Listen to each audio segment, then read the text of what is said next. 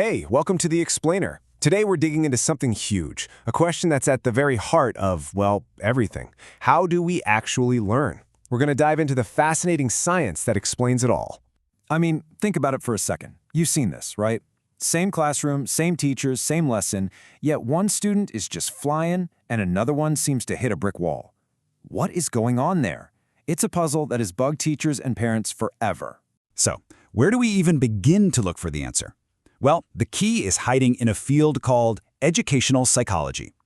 This is the science that's all about unpacking the mechanics of how our brains take in information, process it, and actually put it to use. So what is it exactly? The American Psychological Association gives us this great straightforward definition. But here's the key thing to get. It's not just about what happens in schools. It's the science of learning itself, anywhere, at any age. It's about making the whole process of teaching and learning better, using real evidence. And this field is huge. Seriously, it looks at everything from the nuts and bolts of how our memory works, the learning processes, all the way to the emotional stuff, like what actually drives us to want to learn in the first place. That's motivation. It also covers how our minds change as we grow, and maybe most importantly, it helps us pinpoint the absolute best ways to teach. To really see what this looks like in the real world, let's talk about Emma. She's a student over in Chicago, and for her, science class was just a total wall. The ideas, the concepts, they just weren't landing. Okay, now here's where it gets good.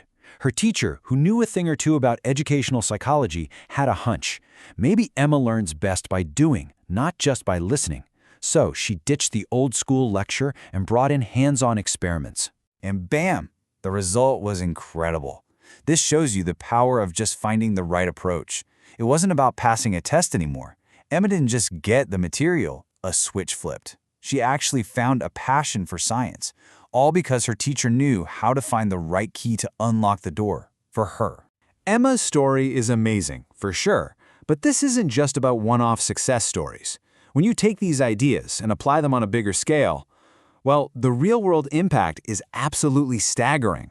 Just look at this number, 40%. Let that sink in for a second. What do you think that represents? It's a massive figure, and it points to a huge opportunity that we might be missing out on. Okay, so that 40%, that's the documented boost in how much students understand when teachers switch from just talking at them, passive lectures, to active learning techniques. We're talking about group discussions, projects, experiments. That is a game-changing improvement just by changing how you teach.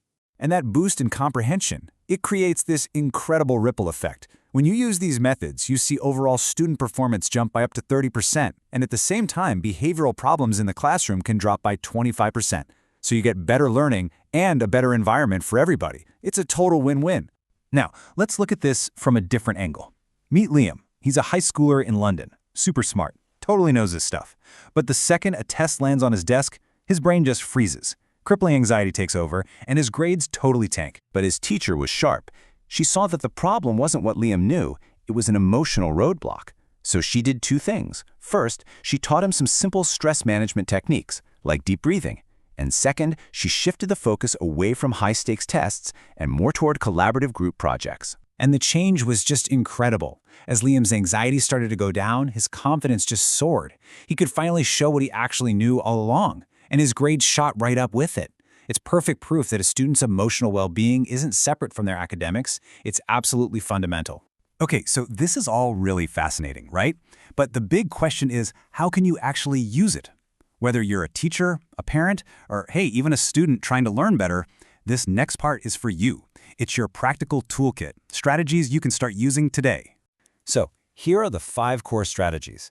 We're talking about sparking that real, genuine curiosity, that's intrinsic motivation, getting your hands dirty with active learning, taming that learning stress, building a supportive, positive space, and of course, remembering that every single learner is wired differently. Let's break them down. Intrinsic motivation. How do you spark it? You connect the subject to something the person already loves. So don't just assign a page of math problems. Frame it as, hey, let's figure out the code that makes your favorite video game work. All of a sudden, it's not a chore, it's a quest. And active learning? Come on, get creative. Instead of just talking about some historical event, why not live it? Acting it out, like this teacher in Paris suggests, makes the information stick. It becomes memorable, and frankly, a whole lot more fun. Now, managing stress might sound a little abstract, but the data here is solid. Studies show that just 10 minutes of mindfulness a day, just 10 minutes, can boost your focus by an incredible 20%. That's a tiny investment for a massive payoff, especially before a big exam. And these last two are a powerful one-two punch. Creating a positive environment can be as simple as praising the effort and the creativity, not just whether the answer is right or wrong. And addressing individual needs just means having different tools in your belt, like using visual flashcards for a student who struggles with a wall of text. You know, if there is one single thing to take away from all of this, it's this. There is no magic, one-size-fits-all formula. Every single person learns differently. The real power of this science is in finding the right key for the right lock to unlock someone's true potential. And that's the real promise here, isn't it? This isn't just about getting better grades. It's about having a scientifically proven toolkit to help build a future of learners who aren't just knowledgeable, but are also confident, creative, and can bounce back from anything. We've seen it. One tiny shift, a hands-on experiment for Emma, a breathing exercise for Liam, can completely change a person's entire learning journey. This science gives us the power to make that change. So the only question left is, what will you try first?